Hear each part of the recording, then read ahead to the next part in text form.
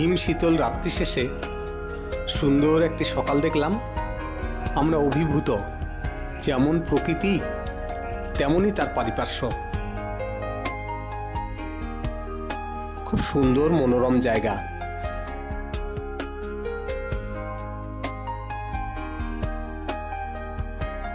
Pine, fur, দেওদার ছাওয়া পাহাড় শ্রেণী, মাথায় তাদের বরফের মুকুট, আর উচ্ছল ফেনিলো নদী নিয়ে পহেলগাঁওয়ের নিসর্গ অপরূপ। আমরা এখন চলেছি আরু ভ্যালিতে। পহেলগাঁও থেকে পশ্চিম লিডার নদীকে সঙ্গী করে মাত্র 12 কিলোমিটার দূরেই আরু ভ্যালি। কথিত আছে আর্যদের প্রথম বসবাস শুরু হয়েছিল এই এলাকায়, তাই এটির নাম পহেলগাঁও।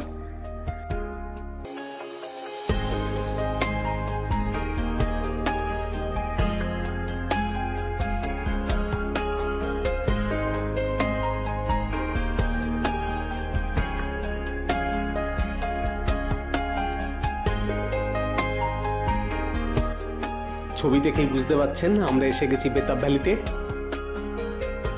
কবে একবার বেতাব বইয়ের শুটিং হয়েছিল, তারপরে কত যে বইয়ের শুটিং হয়ে গেছে তার কোনো ঠিক নেই,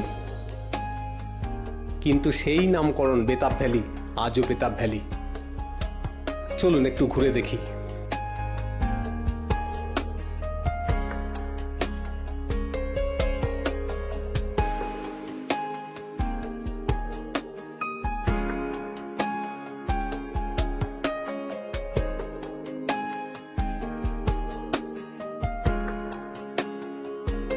দেখা হলো বেতাব ভ্যালি। নদীর ধারে অনেক ছবি তোলাতুলি। এবারে আমরা যাব চন্দনবাড়ি।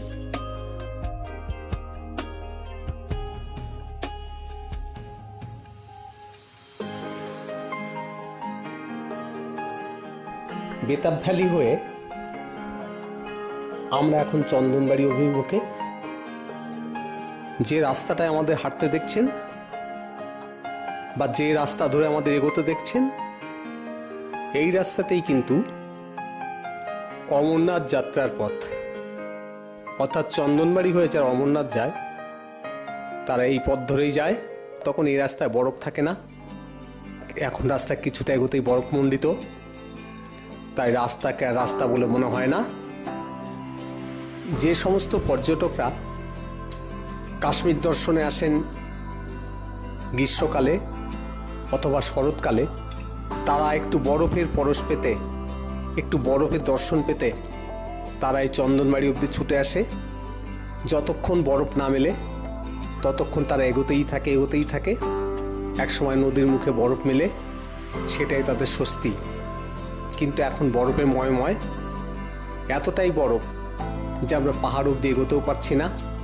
আমাদের এক সদস্য প্রবীরবাবু শুধু বরফ ভেঙে উপরে গেছেন কিছুটা।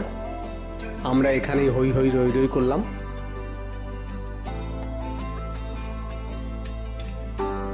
হাঁপিয়ে যাচ্ছি।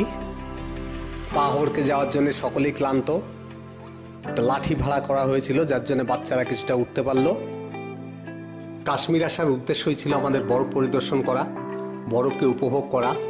মনের মতো করেছি। আজকে এই চন্দনবাড়িতে আমরা লাস্ট দেখা পেলাম বরফের। এরপরে আর বরফ পাবো না, যেখানেই যাই না কেন আর বরফে আমরা যাচ্ছি না।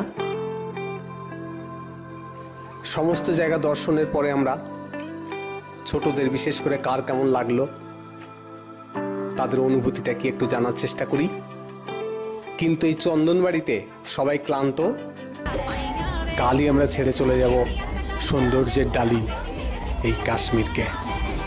তাই ছোট বড় সকলের অনুপ্রেরণায় আয়োজন হয়েছে ক্যাম্প ফায়ারের। সবাই গলা মেলাচ্ছে, বাচ্চা বুড়ো কেউ বাদ যায়নি, সকলে আনন্দ করলো। কালকে আমরা রওনা দেব জম্মুর উদ্দেশ্যে।